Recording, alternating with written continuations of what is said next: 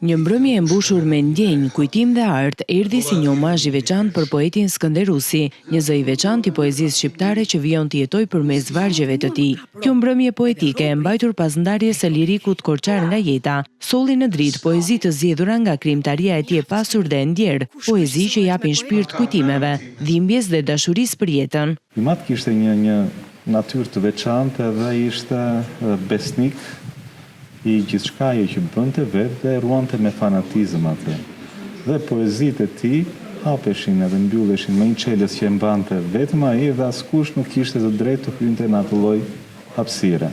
Ishte një hapësirë e shenjtë që ne na bënte të stepeshim edhe në momentin që u nda nga jeta.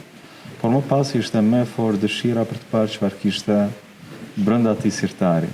Dhe kishte dorëshkrime pafund, poezi të lëna me një shkrim që vetëm nëna ime mund ta kuptonte dhe nisëm duke ka përcyer edhe atë që ishte dhimbja e momentit që të përjetonin edhe të rishkruanin ato poezi që u bën ky libër.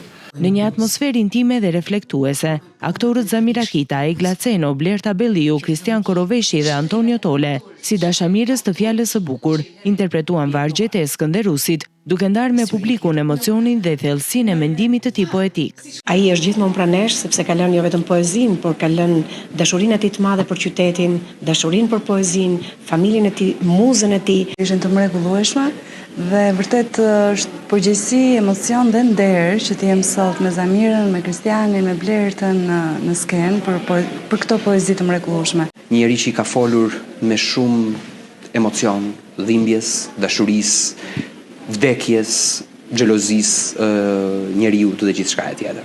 Një zë largohet, por fjala mbetet dhe ky është poeti që i fali shpirtin letërsisë shqipe Skënderusi.